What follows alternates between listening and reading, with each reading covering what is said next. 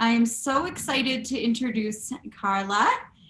She's a very exciting addition to the Bitcoin philanthropy space, but also to our event, is Karla Valas from Fidelity Charitable. Karla is a senior vice president and head of fundraising at Fidelity Charitable, an independent public charity that has helped donors support more than 300,000 nonprofit organizations with $42 billion in grants. Karla has held a number of positions at Fidelity that date back to 2001. It's my pleasure to introduce her, and she will be sharing with us her thoughts on the overlooked charitable power of Bitcoin. Welcome, Karla. Well, thank you so much, Brittany and Connie, and the entire BitGive Foundation. I am delighted to be here, and I'm sure that all of you who've been able to sort of stay online all day long, you've had a long day of powerful programming, and so, congratulations to you. This is my 4th Zoom conference of the day. It's about 8 o'clock here on the East Coast, and I know I'm standing between the auction winners and maybe a cocktail for the end of the day here for the conference organizers, as well as all of the attendees. So anyway, we were really excited to receive the invitation to participate and support this inaugural conference. I just want to congratulate the entire organization, as well as the entire ecosystem that is learning together today, and maybe will become more active members of the organization, on all of the success of the Bitcoin and the cryptocurrency space, really. I want to say congratulations to BitGive, really, for receiving your tax exempt status. That's really cool and very interesting. Of course, now eligible for grants from the Fidelity Charitable Gift Fund. Unfortunately, we don't give out Bitcoin, we give cash, and I'm sure you can put it to good use. But I think you've had 3 different tracks, philanthropy, regulatory, as well as finance. And so Fidelity Charitable sort of fits in between the philanthropy and the finance. Of course, we're very plugged into the regulatory space and exempt org land, charitable giving, donor advised funds for sure. I'm not going to really take a poll of people's understanding of donor advised funds, but I will get a little technical, even though this is sort of the ending keynote. I want to say BitGive, in my research, and BitGive Foundation and Fidelity Charitable have so much in common. We too were an early believer in the power of what we call special assets or complex assets. And I've been at Fidelity 22 years, at the Fidelity Charitable Gift Fund for 20 of those years.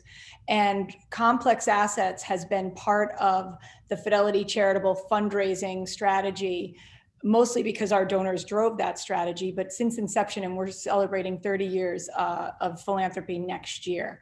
So we've been processing special assets or complex assets. And in the old days, we'd called that just privately held business interests, anything other than cash and publicly traded stock. But currently, Bitcoin cryptocurrency is very much a heavy part of that effort and heavy part of our team. And, when Bitcoin came along, I was the head of the Complex Assets Group. That's a team of attorneys that really work with individual donors and advisors and companies to unleash the power of something other than cash and publicly traded securities. But when Bitcoin, that was a big learning for all of us. And so Fidelity, being very forward thinking, Fidelity Charitable dug in, learned everything we could. We networked like crazy, although there were not that many people that were in the know. And we figured it out. And we now have a pretty robust, end-to-end, smooth, efficient process for our donors, our Bitcoin enthusiasts, as well as some other forms of cryptocurrency. And I want to I've got some cheat sheets here. It's my understanding that I'm authorized to say that we've taken in successfully over $106 million in cryptocurrency since we began accepting cryptocurrency. And I think that was published in our 2019 giving report. But since that time, that number has gone up. And I think in the last week, with cryptocurrency being at, I think, about 18,000, even as early as today, or as late as today, I know that last week we had a $3 million donation and something like a $1.5 million donation of Bitcoin. And so the Bitcoin team gets very, very excited when we have that kind of philanthropic funding. So again, complex assets giving is alive and well in the United States of America and internationally. Cryptocurrency is really taking hold, and not since 2017 have we seen these Bitcoin, the price of Bitcoin be so high. And of course, with that height, those who've been holding it for long periods of time, at least a year, have the opportunity to give it away on a tax advantage basis, which is what we'll get into. We were big believers in complex assets in the beginning and really have helped, I think, catalyze many nonprofits, direct recipients of complex assets, as well as other donor advised funds to really make it their mission to be willing to accept things other than cash and publicly traded securities, because that's what people have, and people want to fund their charitable giving with the right asset at the right time that makes most tax efficient sense for them, but is also going to fuel their philanthropy for today and for tomorrow. So, Fidelity Charitable is in the business of making more of a difference by making charitable giving easy, accessible, and efficient. And nobody thought, complex assets could be that efficient, but they really are. And because we've pretty much gotten very, very good at understanding the complexities of various different types of complex assets, we are a go-to organization. And we're actually, teaching other organizations how to do it. So we hope more organizations will get on board to accept illiquid assets and cryptocurrency, so that more philanthropy can be done with the assets that people are going to start having in earnest. And it's my understanding from the digital assets team at Fidelity that this type of asset is going to become more of a mainstream investment. And so more people are going to have it, and therefore more people are going to have appreciation in it. And they're going to be their go-to asset. So who am I? I stand before you as the head of fundraising and distribution for Fidelity Charitable. I am representing today the nation's largest grant maker. 2020 has been an unprecedented year in general, but in philanthropy and at Fidelity Charitable, we have seen, as my 17-year-old son Tucker would say, charitable giving is on fire. Advisors who we work primarily with, our team nationally works with registered investment advisors, attorneys, CPAs, financial planners, family offices, private equity firms, corporate executives, and their advisors. We work nationally, tirelessly, really, to educate advisors on the power of having the charitable giving conversation. You'll see my hashtag is Talk Charitable Now. At every year end, the last 45 days of the year, which is what we call the giving season, everybody should be having the charitable conversation, but this year has been different. This year, even in the earliest part of the year, when the markets were very volatile, charitable giving was top of mind for everyone. And then the shutdown happened, social quarantine happened in March. And even where advisors were figuring out how to work their internet at home and dealing with working from home and co-parenting and homeschooling kids, advisors were still having charitable giving conversations through Zoom phone calls, even when they couldn't meet with clients in person, and making strategic charitable funding decisions. And as a result of that, my data tells me that since the beginning of the year, we've already granted out over $6 billion to charities nationwide, and $450 million specifically was for COVID relief. And, that umbrella comes in a lot of forms, but, giving money where it was needed. We've done tons of programming all year to talk to donors and their advisors about how COVID has triggered the need for just money now, give now, deplete your donor advised fund. And so, we're really proud of the $6 billion to charities this year. And now we haven't even gotten into the heaviest of grant making season. The last 45 days is when our donors will really turn on the grant making engine to meet the charitable needs of their charities that they haven't already filled up. And of course, charities are fundraising avidly right now because they are trying to get the money in aligned with the tax deadline of 12/31. So we'll move a tremendous amount of money, probably at least $1 billion, or if not $2 billion more before year end. But I'll get back to you on that, or you can read our giving report next year. So I'm going to try to share my screen if I can figure this out. Let me just see here. So I don't know. Let me just see. Share screen.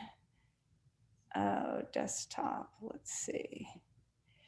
Okay, I'm not sure why it's not working, but I guess I don't know how to do this. I'm working on my sister's computer and I'm not gonna be able to do it. So I'm just gonna talk you through what I would have presented if that's okay. So the overlooked power of crypto. And, Fidelity Charitable, just by way of background, we have 230,000 donors. We have 138,000 individual donor advised funds, and we grant to more than 300,000 nonprofit organizations. The philanthropy that we've seen in action, that $6 billion of money in motion that we've talked about, trends in COVID-19 response, we've seen an increase in support of human services. We've seen accelerated generosity in a broad array of charitable organizations. We've seen the nationwide prioritization of food security and continued general support for all charitable sectors. Giving with a donor advised fund is pretty straightforward. You give when you need a tax deduction or you just want to make a charitable gift. You minimize capital gains tax by contributing long-term appreciated stock. You can simplify record keeping. A single donation can support multiple causes, and you have the ability to front load, or what we call bunching, more than one charitable donation at a time and support charities on your own timeline. In a donor advised fund, you have an opportunity to grow the donated assets through investment recommendations, and those investments grow tax-free, and therefore you might be able to make more charitable giving available as the charitable donations grow tax-free. And then the fun part of the donor advised fund is granting on your own timetable to IRS qualified charities like the BitGive organization. And we've talked a little bit about the common assets. Cash, publicly traded stock is very popular in terms of philanthropy in America today, but complex assets is on the rise. I think not last year, but the year before, we had a record year and we took in more $1.2 billion of illiquid assets over ultimately something like 600 plus individual transactions. That tells us that more people want to fund their philanthropic vehicles with illiquid assets or something other than cash and publicly traded securities.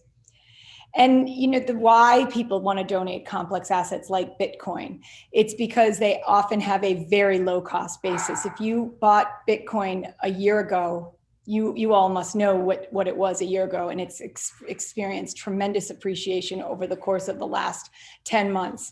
Now may be the time to give. Some people want to see if it keeps going up, but that's the same thing with publicly traded stock. You never know. You get the tax deduction for the fair market value of the asset at the time of the donation. And that's where an appraisal comes in. To give Bitcoin, you have to pay for and obtain a qualified appraisal. And you minimize capital gains tax on the difference between the appreciation and your cost basis. So that's the primary why people give complex assets. Many times we answer the question, why not just sell the asset, pay the tax, and donate the net proceeds? Well, the obvious reason is because you're just not optimizing the value of your sweat equity, your investment, your early on investment in that asset. It doesn't make any sense if you have the choice to give. Sometimes with true complex assets, not cryptocurrency, but with assets where you're selling a company, there's a timing issue. And for anybody who's interested, I'd be more than happy to go into a little bit more detail. But for purposes of tonight, I'm trying to get through a lot of material so that I can give you back to the BitGive Foundation. 34% of wealthy clients report that they own complex assets. We haven't necessarily updated that yet to talk about the percentage of people that are owning cryptocurrency, but that's something that we're working on to try to quantify. It's still sort of new in the universe, and us finding those people, but maybe we'll partner with the BitGive Foundation to learn more and get more intelligence so we can further educate advisors who are still a little bit stuck in the publicly traded asset, putting their toe in the complex assets, but still crypto is still a long way off. Another opportunity for us to potentially partner with BitGive to educate advisors. So we all know where Bitcoin is today, significant price appreciation in the past year. Now's a great time to give it away. Fidelity Charitable has been accepting a wide range of cryptocurrency, including Bitcoin, Bitcoin Cash, Ethereum, Litecoin, and Ripple. And I'm in no way, shape, or form a cryptocurrency expert, but I can also introduce anyone on this call or friends to the Bitcoin experts on our team. I have a little bit of a calculation, and maybe we can make these slides available to the attendees afterwards, Brittany and Connie, but I'm just going to kind of pass through. I would say that if you were to give appreciated Bitcoin, My example here tells the story that a donor purchased 100 Bitcoin shares in January of 2019, 300% appreciation by November of 2020. The Bitcoin is now valued at 1 million with long-term unrealized gains of 800,000 that if sold would be subject to the 20% capital gains tax, as well as the 3.8% Medicare surtax. So if you were to donate that same 100 Bitcoin to a 501c3 public charity like BitGive, you would be able to avoid, capital gains tax, and your charitable contribution, charitable tax deduction would be worth so much that the additional amount you might be eligible to donate to charities is $190,000. And that financial example calculation becomes more pronounced when you see it in color here. But again, the power of donating appreciated anything, but super appreciated Bitcoin is powerful. And when you're comparing that to just giving cash, because it's simple, easy, cash is always going to be the most expensive asset to give if you have other appreciated assets. So I'm just going to sort of wind down here, Brittany. Support from Fidelity Charitable, we're here. BitGive is certainly going to fill a very strong void in the philanthropy ecosystem, where they too are going to simplify the process of contributing long-term appreciated Bitcoin and cryptocurrency. But we are available if there are advisors in the community. We're more than happy to educate on other types of philanthropy and certainly collaborate with the BitGive Foundation and other nonprofit organizations. Many times nonprofit organizations will call us and introduce us to their donors, because with a donor advised fund, the beauty is we can do the work, and then the charitable organization, they minimize the outlay of resources to figure out or stumble through a complex asset donation strategy. So once again, I just want to say congratulations to everyone on the call for really investing in this. Did I lose you? No, you're still here. Okay, sorry. Congratulations to everyone for all of your early adoption and enthusiasm for this asset. I think I'm really bullish on Bitcoin and other forms of cryptocurrency. I'm going to be a continual learner, and I hope to learn alongside of all of you. And we believe that Fidelity Charitable is a true partner in the nonprofit space for the purpose of complex asset processing. So thank you very much for having me. And I wish the winners and the auction bidders very good luck. Wonderful. Thank you so much, Karla. It's such a pleasure to have you. I really appreciate you being with us today. Also for Fidelity's sponsorship of this inaugural event. We're very excited to have you. We would also absolutely love to partner with you. I think it would be an amazing opportunity to combine forces. We can raise the impact even higher. And also, I know you had some trouble with your slides, so we'd be more than happy to share them with our audience. We can get them from you offline and share them with everyone on Slack. And let's follow up soon, because I would absolutely love to work with you more. Absolutely. And if anybody has any questions, my email is Karla, KARLA.Valas@FMR.com. And Brittany certainly knows where to find me. But the whole team is really available, and that's what we love to do, is to just educate and talk about charitable giving right now. And again, this is the year to give, absolutely the year to give. So congratulations again, and thank you for inviting me. Thank you so much. What a wonderful final talk for the evening.